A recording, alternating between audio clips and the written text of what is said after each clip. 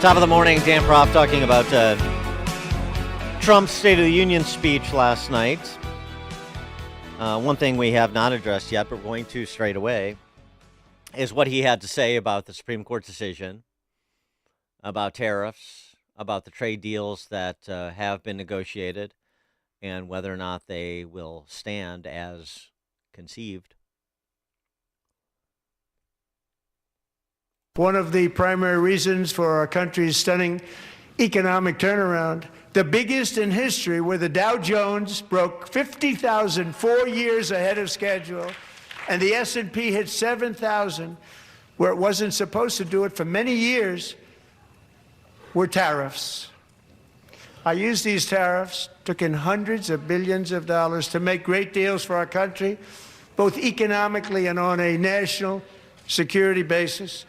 Everything was working well. Countries that were ripping us off for decades are now paying us hundreds of billions of dollars. They were ripping us so badly, you all know that. Everybody knows it. Even the Democrats know it. They just don't want to say it. And yet these countries are now happy, and so are we. We made deals. The deals are all done. And they're happy. They're not making money like they used to, but we're making a lot of money. There was no inflation, tremendous growth. And the big story was how Donald Trump called the economy correctly, and 22 Nobel Prize winners in economics didn't. They got it totally wrong. They got it really wrong. And then just 4 days ago, an unfortunate ruling from the United States Supreme Court. It just came down. It came down. Very unfortunate ruling. But the good news is that almost all countries and corporations want to keep the deal that they already made, right, Scott? Knowing that the legal power that I, as president, have to make a new deal could be far worse for them, and therefore they will continue to work along the same successful path that we had negotiated before the Supreme Court's unfortunate involvement. So despite the disappointing ruling, these powerful country saving. It's saving our country, the kind of money we're taking in. Peace protecting. Many of the wars I settled was because of the threat of tariffs. I wouldn't have been able to settle them without. Will remain in place under fully approved and tested alternative legal statutes. And they have been tested for a long time. They're a little more complex, but they're actually probably better, leading to a solution that will be even stronger than before. Congressional action will not be necessary. It's already time-tested and approved. And as time goes by, I believe the tariffs paid for by foreign countries will, like in the past, substantially replace the modern-day system of income tax, taking a great financial burden off the people that I love.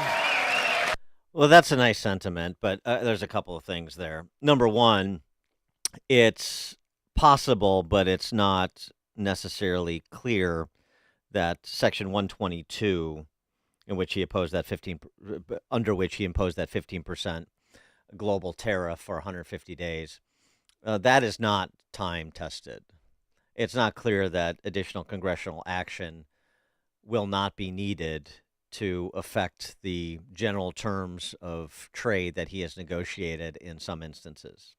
That's number one. Number two, you also have the pending issue of what to do with the tariffs that were collected, the taxes that were collected, and whether or not they should be refunded to those who paid them, should do some sort of refund to the American taxpayer, because that's who really paid 90% of them. I know Trump. That's not what Trump says, but that's what the studies so indicate, and what sort of basic economics would tell you is the case, that the majority of the taxes will be passed on to the consumer. That's how it works. So there's that. We don't know how that's going to play out in the lower courts, remanded for adjudication at the lower court level by the Supreme Court. You've already had FedEx sue to get reimbursed for the taxes they've paid. So that's unclear. And then just the last piece of it, I mean, I appreciate the blue sky thinking about taxes on trade, which is what tariffs are, replacing taxes on work, replacing the income tax. But even when Trump is talking about hundreds of billions of dollars collected, the fiscal year 2026 budget was $7.5 trillion. You are nowhere close. Now, if you want to talk about how you're going to reduce spending at the federal level by, say, 90%, well, I'd love to have that conversation. But I don't think there's anybody on Capitol Hill or in the White House who's interested in having that conversation. So, I mean, let's just, plant our feet back on the terra firma here, if you will. All right, so let's talk about the economic implications, since the street was a bit roiled when the Supreme Court's decision came down and the president responded by doubling down. So for more on these economic matters, pleased to be joined, as always, by Jim Iuorio, host of the Futures Edge podcast and special contributor to Wire Points. And Jim's sister and business partner at Brant's in Palatine, proprietor, great restaurant. We're at our State of the Union watch party yesterday. That was fun to see them. Fantastic. Yeah. Oh, they didn't tell me that. Yeah, where were you? Where were you? You're too good for us? I went down to Florida. Oh. I'm down to Florida. I'm getting some sun. You do that sometimes, too, so I think I can do it every once in a while, right? Well, I guess I can't. I guess I have to admit I'm living in a glass house on that matter. Yeah. Okay. Fair enough. All right. So let's talk tariffs and how this is being processed on Wall Street, so we can get back to that 50,000 Dow threshold that the president keeps bragging about. So I think that the story that came out of the tariffs is not about whether or not this new world is good or bad. It's about the uncertainty of it. Remember, 2026 was supposed to be the year that kind of trade policy was more settled and companies could make plans based on what they thought was going to be it. And then all of a sudden a wrench was thrown in that.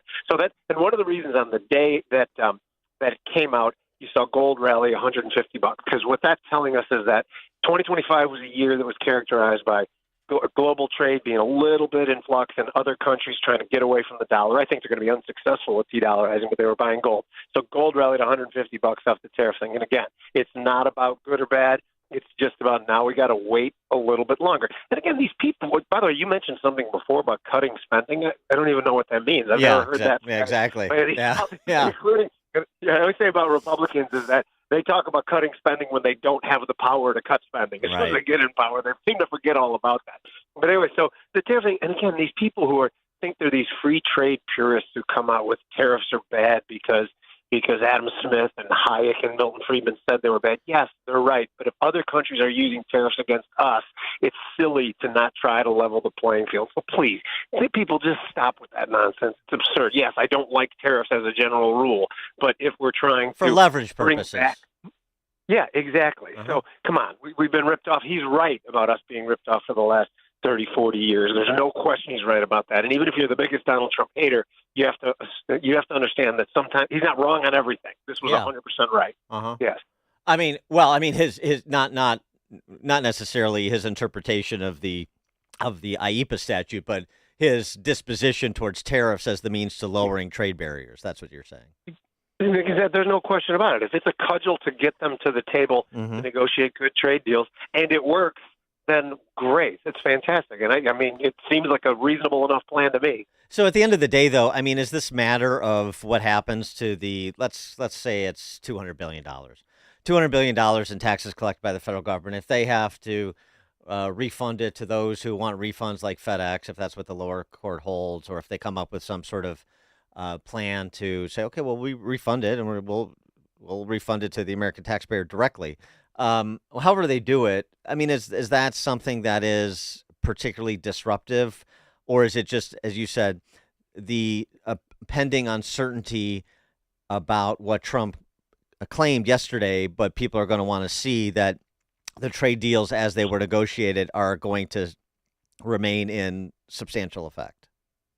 So I think the notion of returning it to the taxpayers, I think, is the most clumsy, cumbersome thing. It's just such a chaotic system. I don't see how they'd ever even suggest that that's possible. Secondly, if all of a sudden the government said, okay, we've got to give $300 billion out, it could be, somewhat inflationary, although I'm not 100% concerned about inflationary. But to your point, yes, I think the only thing that's important to me is the uncertainty of it, and not necessarily where it shakes out. It's just that it does shake out, and we have some clarity on where it's going to go within the next 6 months, let's say. There's a lot of talk about the pending Trump boom. We're at the cusp of it now with the BBB taking full effect and the immediate expensing of capex investments by businesses and so forth. We're about to see an explosion in productive capacity and, by extension, economic growth. And I mean that's a big statement. And this is against the backdrop of this affordability crisis that some substantial portion of the population is feeling. What is your view on those claims for this calendar year? So I think it's a big deal, and I do think that is a massive economic tailwind. Is three things. This one is the tax cuts. You said the expensing, which is by far the biggest part of it. But no tax on tips and overtimes it's significant, but just not at the top of the list of what's important. But the expensing is. And then now all of a sudden the deregulation part seeps in, and then all the reinvestment. We understand Donald Trump. He's been in the public eye for 60 years. If he says $21 trillion has been committed to the United States, we could probably safely assume that it's about a third of that, $7 or $8, $9 trillion of investment coming in. I mean, talk is cheap. And Japan just said they're going to invest in our energy infrastructure. I want to see that happen, and so does the market. And by the way, you mentioned, or Donald Trump mentioned, actually, the 7,000 level in the S&P. Everybody thinks it's just a number. It's not just a number. That level has been a ceiling for the last 4 months. And I think what the market is telling us is we need to see actual tangible results of these things, which I think we will. Now, juxtapose that against the labor market, which is undeniably weak. So the question becomes, why is it weak? Personally, I think that efficiencies and productivity gains from AI is a huge part of it. Second, I think that there was an over-hiring that went on after there was no labor available. And if one of those two reasons it, and the Fed is cutting into that, at the same time as the economy is expanding due to those things we were talking about, I think that could be very good for risk assets. What did you think about this? He talked about the Trump accounts for newborns that was buttressed by $6 billion from Michael Dell, which was nice, very nice of him. Yeah, I wish I could get that kind of match with my employer. But so that was the jumping off point to say, for those people that are not participating in the stock market, you can't beat you can't fight City Hall. Here it comes. We're going to make contributions to your 401ks for people working for companies where the employer is not making the contribution, matching your contribution up to $1,000 each year so that everybody can participate in the run-up of the stock market under this president. What do you think about that? Well, I'm against it in principle. I don't like the government being too involved in things and the government being our benefactor, but that doesn't mean it might not have a great result. It could easily have a great result. But can I walk the line on this and say that my libertarian background and views says no, I'm against it, despite the fact that I think it will end up being a good thing? Is that a cop-out answer in your opinion? No, I mean it's an honest answer. It's an honest answer that is a concession of your hypocrisy. No, I'm kidding. Exactly. Yeah. Oh no, yeah, I'm hypocritical. There's no question about it. I don't take offense. Well, as La Rochefoucauld said, it's the tribute that virtue pays to vice, or vice pays to virtue. Exactly. Vice pays to virtue. Yeah. Anyway, no. So I mean, what if? How about this? Would it make you feel better if we could get Michael Dell to kick in $6 billion to that too while he's at it? No question. Make about me it. feel better. 100%. Yeah, I'm 100% for that. When the private market solves problems like that, that makes me happy. That's a great thing. I have no reservations about that. I'll kick in a couple bucks too. It might be a little less than what Michael Dell kicked in, but I'll kick in a couple bucks. So you're still pretty sanguine then about market performance this year and general. Well, I mean, you essentially said it, that we're going to see the fruits of the policies that the Trump administration has moved in his first year. Yes, that's my belief. But by the way, the stock market has come fast. 3 consecutive years of double-digit gains. Usually the fourth year is kind of tough. Midterm years sometimes are kind of tough. So I don't think it's going to be an easy straight path, and I think there might be bumpy along the way. But yeah, I'm definitely pro risk assets into the end of 2026 and forward. And do you have any updated commentary on crypto? I mean, since it seemed to lose some of its mojo and Bitcoin is It's me you're languishing. talking to, Dan. I have updated commentary on everything. Well, they're good. They're good. So I'm sure the Bitcoin maximalists want to know when it's going to get back to 130 where they like it.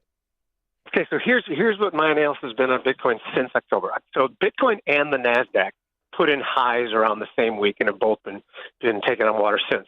The NASDAQ is still, the Bitcoin is still highly correlated to the NASDAQ. That's not a good thing.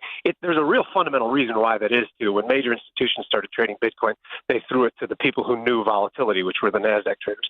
So those two assets have formed this huge correlation. Well, it's not good for Bitcoin because it's supposed to be an uncorrelated asset and it's supposed to be a bet on profligate spending and poor stewardship of fiat currency. So it's not serving its function right now. But to your point, to my point is that if the NASDAQ starts to rally again, which NASDAQ has had a difficult time because it was stretched. Growth is still the place to be long term, but the NASDAQ was obviously stretched with the Mag 7. So those two things moved in tandem and it knocked Bitcoin down 50%. That makes sense to me. Bitcoin has had moves like that before. If it finds its footing at 60,000, I might be buying some more. Again, I stopped buying it on a monthly basis before, but I don't think Bitcoin is dead yet. And the Mag 7, if you're overweighted tech stocks, would you recalibrate at this juncture? Yeah, I already did. My Really? theme for the beginning of the year was that to be long the Russell against the NASDAQ. So I got out of some of my NASDAQ longs and bought the small caps, the more domestic stocks, because, again, part of that is what I said before about the economy, the domestic economy, probably going in a good direction in 2026. So that trade has worked pretty well. I've been long oil as well because I do think the domestic economy is getting better, so demand for oil should be good as well. But, yeah, I lightened up. Again, it doesn't – stocks – remember when the internet stocks went through the roof? And all of a sudden they collapsed to the tune of 80%. Those stocks were basically gone, most of them. But the internet still existed. The technology was still fabulous and transformative and disruptive. That's going to be the same thing with AI. Yeah, but like, Facebook, the Mag 7 stocks, that they're not pets.com. So they make money. They make tons of money. Right. That's a great point. They're not going away. I hope that's not what it sounded like I was saying. They're not going away at all. I just think that everyone, the knee-jerk reaction to AI was, who's building AI? Let's buy all those stocks. But that's really not necessarily where the biggest effect is going to be. That could be on who uses AI most effectively. And again, the second derivative was also silver and copper, which that was my trade for 2025, the energy needed for AI data centers and crypto secondarily. But yeah, I think that it's going to be who uses AI. So I'm not running in to buy the makers of AI right now. I'm not short them either, but I'm not running in to buy them. All right, great. Now I got to call my Morgan Stanley guy. Probably take the next segment off. I got to get my act together. You should, right. Jim Iuorio, host of the Futures Edge podcast, special contributor to WirePoints, wirepoints.org, all things Illinois policy related, and proprietor of Brandt's Restaurant in Palatine. Jim, thank you as always. Thank you. See ya. And he joins us in Chicago's Morning Answer. It's like a hot, steaming cup of information to start your day. It's Chicago's Morning Answer on AM 560, The Answer. When you can no longer handle your own home, Hearthstone Assisted Living at the Lutheran Home in Arlington Heights is here to help make life easier. Experience upscale living with comprehensive health services. We offer fine dining, engaging activities, available chaplains, weekly worship services, and quality amenities including a bistro, expansive library, and general store. For a limited time, mention WYLL for an additional discount. Call 847-595-5024 or visit LutheranLifeCommunities.org. Did you know most remodeling mishaps start before construction even begins? Here's something else you should know. At Forever Remodeling, we do things differently. Every kitchen, bathroom, and basement project starts with smart planning, detailed 3D designs, a clear scope of work, and accurate pricing, all sorted out before you get started. No surprises, no stress, just beautiful results. Done right the first time. Visit foreverremodeling.com. That's the number 4, EVER, remodeling.com. And schedule your free in-home consultation today. AM 560, The Answer, WIND, Chicago. This is a Fox News alert. President Trump makes history on primetime TV.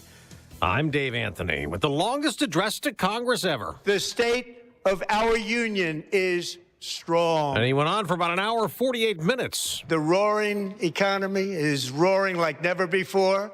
and our enemies are scared. Our military and police are stacked, and America is respected again. The president touted lower inflation and his new tariffs, critical of the Supreme Court decision last week that struck down the old ones. And he brought up Iran, which he has threatened to attack militarily again. They want to make a deal, but we haven't heard those secret words. We will never have a nuclear weapon. The president also continued his push to crack down on illegal immigration. We are deporting illegal